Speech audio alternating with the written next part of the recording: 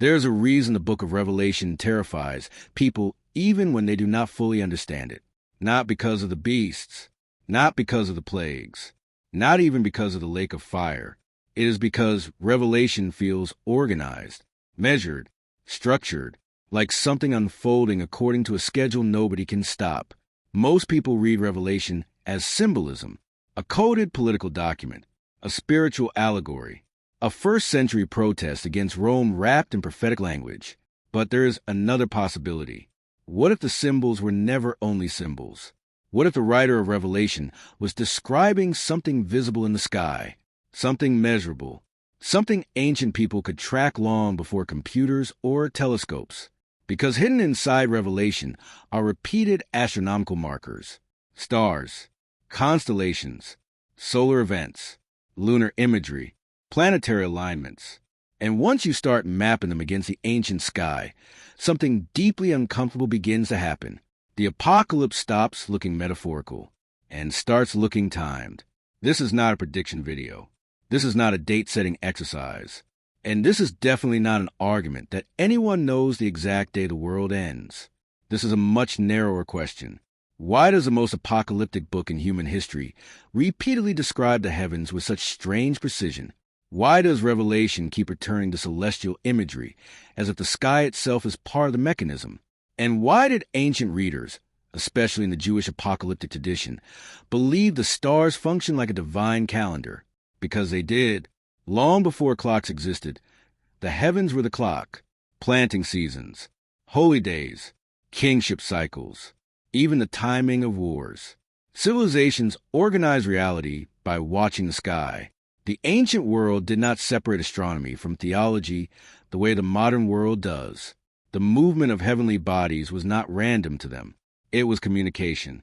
Genesis says the lights in the heavens were created for signs and seasons, not decoration. Signs. The Hebrew word user is othet, markers, signals. And by the time you reach Revelation, those signals become violent. The sun darkens. The moon turns red. Stars fall. A dragon appears in heaven. A woman clothed with the sun stands on the moon crowned with 12 stars. That is not ordinary language. It sounds like astronomical positioning. And once you recognize that possibility, the text starts opening in ways most people never notice. Revelation chapter 12 is where this gets difficult to ignore. John writes, "A great sign appeared in heaven, not metaphorically, not spiritually, in heaven." Then he describes a woman clothed with the sun, the moon beneath her feet, and a crown of 12 stars above her head. Immediately after that, another sign appears, a great red dragon with 7 heads and 10 horns. Now stop there, because for centuries, interpreters treated this entirely symbolically. The woman represents Israel, or the church, or Mary. The dragon represents Satan. And maybe that is true, but that does not explain why the imagery is astronomically specific. A woman clothed with the sun is not random language. Neither is the moon under her feet. Neither is a crown of 12 stars. That is positional astronomy. And in 2017, something happened that reignited global fascination with this chapter. On September 23rd, the constellation Virgo appeared aligned with the sun near her torso, the moon at her feet, and a grouping of stars and planets above her head that some interpreted as the crown described in Revelation 12. Millions of people online became convinced the end had begun. It did not. But the panic itself revealed something important. People instinctively recognized the astronomical structure inside the passage. The text sounds like sky mapping because it reads like sky mapping. Now historians and astronomers push back immediately. They pointed out that similar alignments happen periodically over long cycles. And they are right. But notice the deeper issue. The argument was no longer whether Revelation described celestial configurations. The argument became whether the specific configuration mattered. That is a completely different conversation. Because once you admit Revelation is using real astronomical language, the heavens stop being background imagery. They become part of the narrative itself. And this idea did not begin with Revelation. Jewish apocalyptic literature had been connecting heavenly movements to earthly judgment for centuries. The book of Enoch describes stars behaving like rebellious beings. The prophet Joel connects the day of the Lord to cosmic darkness. Isaiah describes stars refusing to give light during judgment. Ancient people believed the heavens and earth mirrored each other. Political collapse below reflected cosmic disorder above. That worldview is everywhere in Revelation. The dragon itself may point even deeper into astronomical coding. In the ancient sky, the constellation Hydra stretches across massive portions of the heavens like a serpent. Draco coils around the northern sky. Serpentine figures dominated ancient celestial mythology. And Revelation does something strange with its dragon. It sweeps a third of the stars from heaven with its tail. That sounds symbolic until you realize ancient astronomers regularly describe constellation movement through sweeping motions across the sky. The language feels observational, visual, like someone watching celestial motion, and assigning theological meaning to it. And then there are the 7 stars. Revelation opens with Christ holding 7 stars in his hand. Church tradition usually explains these as angels of the 7 churches. Again, maybe, but 7 stars carried enormous astronomical significance in the ancient world. The Pleiades star cluster was one of the most recognized celestial markers in antiquity. 7 visible stars, used for navigation and seasonal tracking across civilizations.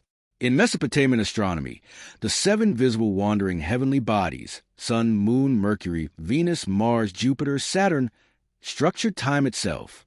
7 govern cosmic order. 7 days, 7 seals, 7 trumpets, 7 bowls. Revelation is saturated with numerical astronomy, and the deeper you go, the harder it becomes to separate theology from celestial mechanics, because Revelation does not unfold randomly. It unfolds in sequences, cycles, intervals, measured judgments. Even the silence in heaven lasts exactly half an hour. That level of timing obsession matters. Apocalyptic literature often sounds chaotic on the surface, but underneath, it is mathematical, structured, almost engineered. Then you reach one of the strangest verses in the entire New Testament. Revelation 6. The stars in the sky fell to earth as figs drop from a fig tree when shaken by a strong wind. People read that as poetic exaggeration, but ancient observers regularly described meteor showers as falling stars. The Leonid meteor storms were so intense historically that entire skies appeared to collapse. Thousands of meteors per hour. Ancient civilizations recorded celestial events as omens of kings falling and empires collapsing. John may not have understood meteor science, but he understood terror. And Revelation reads like someone trying to describe overwhelming astronomical phenomena using first-century language. Then the 6th seal opens. The sun turns black.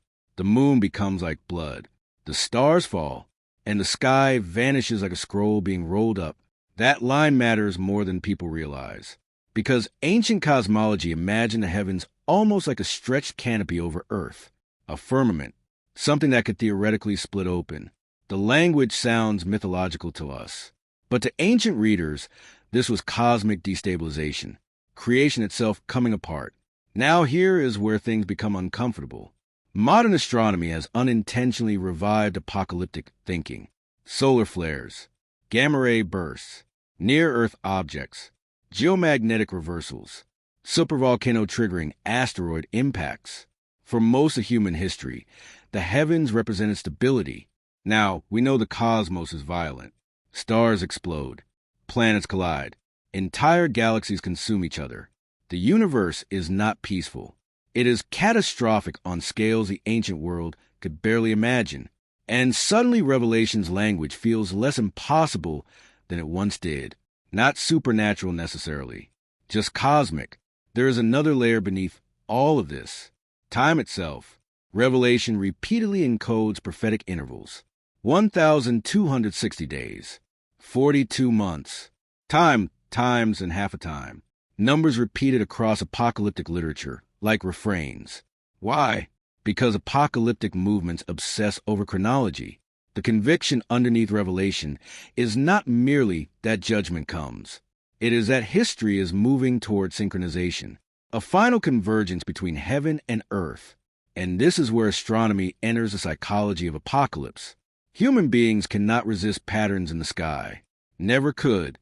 Eclipses terrified empires. Comets triggered panic. Planetary conjunctions were interpreted as announcements from heaven. When Halley's Comet appeared in 1066, people saw it as a sign of catastrophe. When the Black Death swept Europe, celestial explanations exploded. The heavens have always functioned as humanity's projection screen for fear about the future. Revelation weaponizes that instinct. It takes celestial order and turns it unstable. The sky itself becomes judgment. Then there is Babylon, Revelation's great enemy city. Most scholars identify Babylon with Rome, and historically, that interpretation makes sense. But Revelation describes Babylon falling alongside cosmic disturbances. Merchants mourn, kings collapse, stars darken. The entire world system implodes simultaneously. The language feels larger than one empire, almost global. And what is fascinating is how often astronomical cycles have coincided psychologically with moments of social collapse. People search the heavens when civilizations feel unstable. Wars, plagues, economic panic, environmental collapse. Every generation eventually starts scanning the sky for confirmation that history is reaching some kind of conclusion, and Revelation feeds directly into that impulse. But here's the tension nobody resolves cleanly. If Revelation was only symbolic, why does it use such measurable celestial language? Why mention stars, moons, solar darkness, heavenly signs, constellational imagery, and timed intervals so obsessively? And if it is astronomical, why encode it in symbols instead of direct explanation? One answer is survival. Apocalyptic texts emerged under pressure, persecution, empire, political danger. Symbolic language protected communities. But another possibility exists. The symbolism itself may have been the point. Ancient people did not divide literal and symbolic the way we do. A constellation could be both a physical arrangement of stars and a spiritual message simultaneously. The heavens were theology written into matter. That worldview sounds alien now, but Revelation was written inside it. Then there's the final terror underneath the entire book. Not beasts, not plagues, not fire. Timing. Revelation repeatedly insists events happen when heaven determines they happen. Not earlier, not later. The martyrs beneath the altar are told to wait a little longer. Trumpets sound in sequence. Bowls pour in sequence. Judgment unfolds according to release points. The apocalypse behaves like something scheduled. That is why celestial imagery matters so much. The stars represented fixed order, predictability, precision. You can survive chaos if chaos feels random. Revelation is more frightening because it presents catastrophe as coordinated, as if history itself is locked into motion. And maybe that is why people keep returning to these passages every generation, not because they want destruction, because they want meaning, a pattern, proof that history is not spiraling pointlessly. Revelation offers terrifying comfort. Nothing is accidental. Not Rome, not collapse, not suffering, not even the end. Everything moves according to a design hidden partly in heaven itself. Now, none of this proves Revelation predicts astronomical events with scientific precision. It does not. And anyone confidently assigning exact dates to the end of the world should be approached carefully, because history is littered with failed apocalyptic predictions. But dismissing the astronomical dimension entirely misses something real in the text. Revelation is obsessed with the sky, not casually, systematically. The heavens in Revelation are not scenery. They are active participants, signals, warnings, a cosmic clock. And maybe the deepest question is not whether John literally saw future celestial events. Maybe the deeper question is why human beings across thousands of years continue looking upward whenever history feels unstable. Why every civilization eventually imagines the heavens speaking. Why stars become omens. Why eclipses become warnings. Why the end of the world always seems written somewhere above us. Because deep down, humanity has always feared the same possibility. That the universe is not random. That history is moving somewhere. And that one day, the clock reaches zero. The final line of Revelation does not end with destruction. It ends with arrival. Surely I am coming soon. For 2,000 years, People tried to decode what soon means. Empires rose and fell trying to answer it. Astronomers mapped the heavens searching for signs. Prophets built timelines. Movements formed around eclipses, conjunctions, blood moons, comets, and stars. Still the sky remains overhead, silent, or maybe not silent. Maybe we just do not know how to read it anymore, because the ancient world believed the heavens were a language, and Revelation may be the final attempt to write that language down before history closed over it. The question is not whether the stars literally predict the end of days. The question is why the most apocalyptic text ever written wanted you looking upward in the first place.